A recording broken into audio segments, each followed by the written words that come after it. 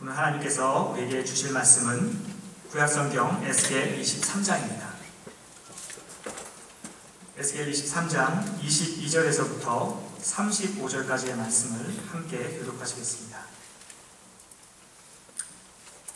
그러므로 오홀리바야, 나 주 여호와가 말하노라. 내가 너의 연애하다가 싫어하던 자들을 격동시켜서 그들로 사방에서 와서 너를 치게 하리니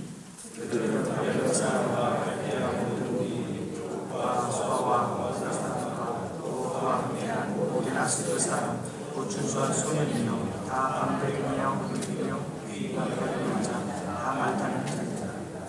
그들이 병기와 병거와 수레와 크고 작은 방패를 이끌고 투구순 군대를 거느리고 치러 와서 너를 에워쌀지라. 내가 신문권을 그들에게 맡긴즉 그들이 그 신문권대로 너를 신문하리라.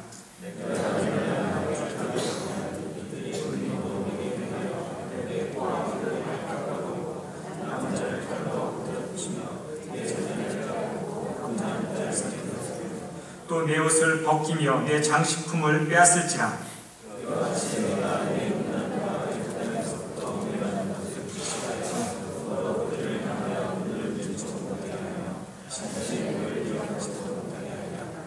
나 주 여호와가 말하노라. 내가 너의 미워하는 자와 내 마음에 싫어하는 자의 손에 너를 붙이리니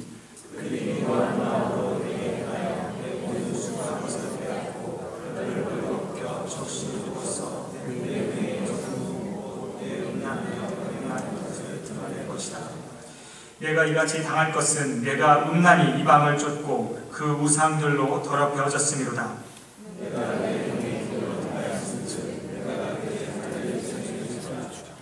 나 주 여호와가 말하노라. 깊고 크고 가득히 담긴 내 형의 잔을 내가 마시고 비소와 조롱을 당하리라.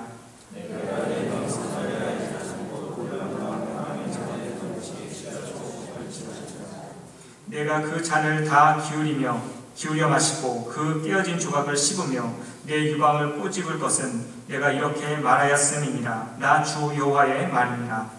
그러므로 나 주 여호와가 말하노라. 내가 나를 잊었고 또 나를 내 등 뒤에 버렸은즉 너는 내 음란과 내 음행의 죄를 담당할지니라 하신다. 아멘. 에스겔 23장에서는 두 여인이 등장합니다. 여러분이 아시는 바와 같이 한 여인은 오홀라, 또 한 여인은 오홀리바입니다. 아시는 바와 같이 오홀라는 북이스라엘을, 그리고 오홀리바는 유다를 상징하고 있습니다. 그리고 그들 가운데 오홀리바에 대한 하나님의 책망의 말씀이 오늘 본문에서 시작됩니다. 하나님께서 앞서 오홀라와 그리고 지금 오홀리바를 책망하시는 주요 부분은 바로 그들이 음행하였기 때문이다 라는 것입니다. 유대 풍습에 의하면 결혼뿐만이 아니라 약혼도 굉장히 비중을 두는 그런 전통을 우리가 살펴볼 수가 있습니다. 거의 결혼과 복음과는 영향력을 미쳤습니다. 만약 약혼을 했다면 이 약혼한 사람이 혹 다른 남자, 외간 남자를 만나서는 안 되며 혹 그랬다면 부정을 저지른 것으로 간주되어서 율법에 의한 징계를 받을 수 있었습니다. 약혼도 그리한데 결혼이야, 결혼 후의 부정이야 두말할 나위 없습니다. 예수님 앞에 끌려왔던 가늠한 여인을 돌로 쳐 죽이려 했던 사람들에 의해서 살펴볼 수 있는 것과 같이 결혼 후 부정은 유대 사회에서는 곧 죽음을 의미했습니다.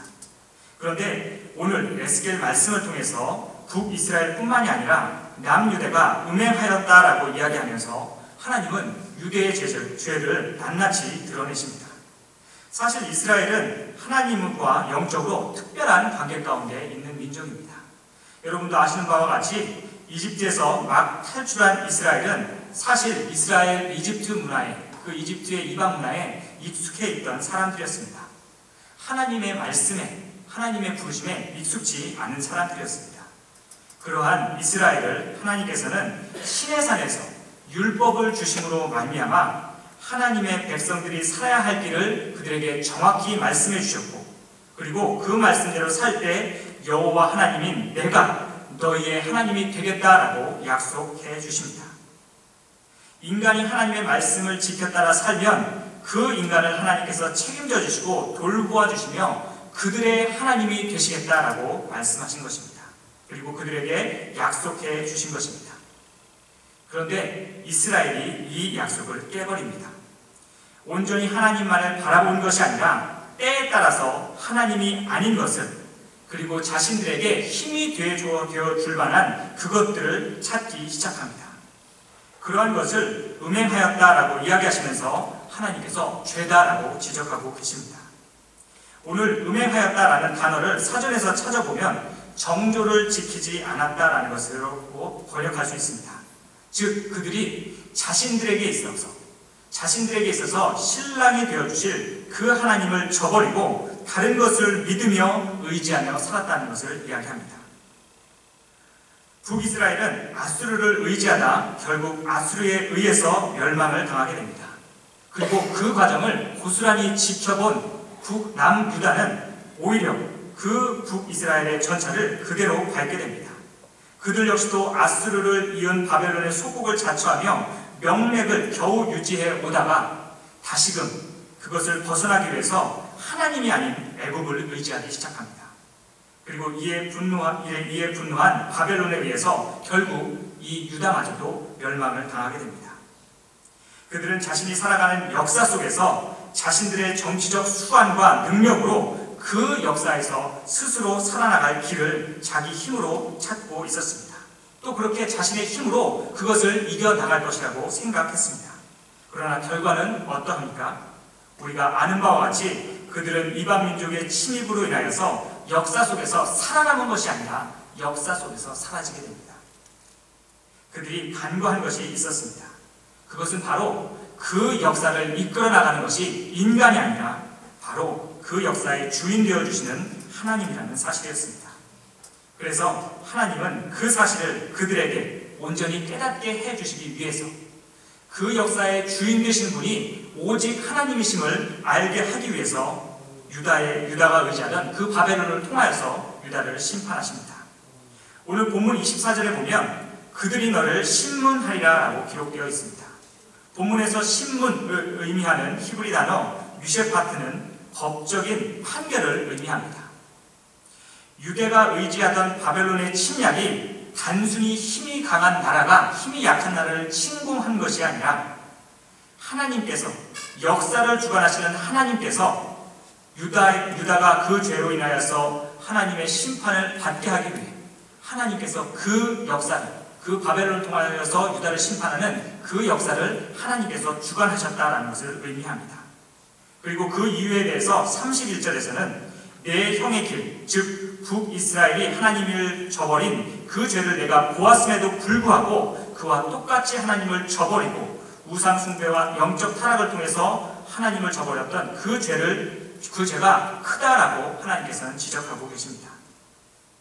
그리고 이에 대해서 하나님께서는 35절 말씀을 통해서 너희들이 나를 잊었고 나를 그 등 뒤에 버렸다라고 얘기하시며 그 죄에 대해서 징계하십니다.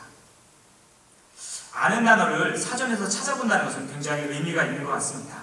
우리가 익히 배웠던 그 단어를 그냥 개념적으로 알고 있을 뿐인데 그 단어를 사전에서 찾아보면 그 단어의 정확한 뜻을 우리가 알 수 있기 때문입니다.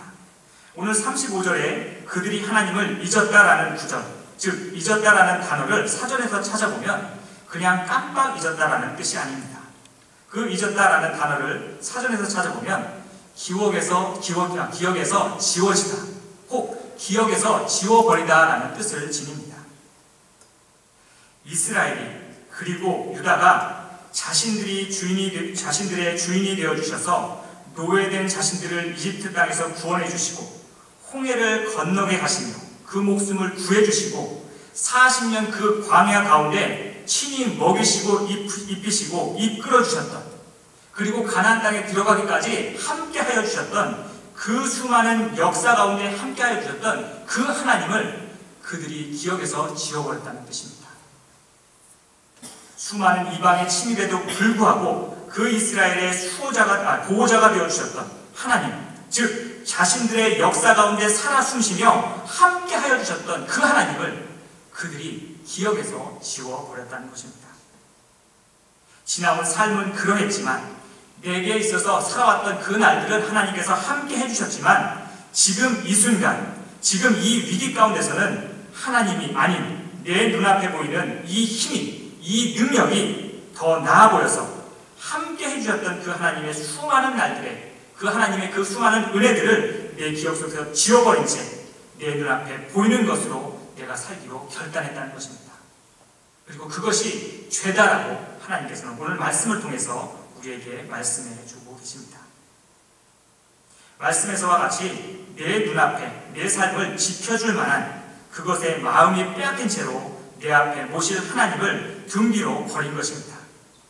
하나님이 이제 더 이상 나와 상관없는 존재라 여기며 그 하나님을 하찮게 여기는 것입니다. 결국 그 죄로 인하여서 전능하신 그분을 저버림으로 인하여서 그들이 멸망을 걷게 됩니다. 그리고 그 나라가 역사 속에서 사라지게 됩니다. 유다는 자신의 노력으로 행하면 자신의 노력으로 인하여서 자신의 수완으로 인하여서 살아남을 것이라 스스로 자신을 세상 가운데 세울 수 있을 것이라고 착각하며 살아갑니다.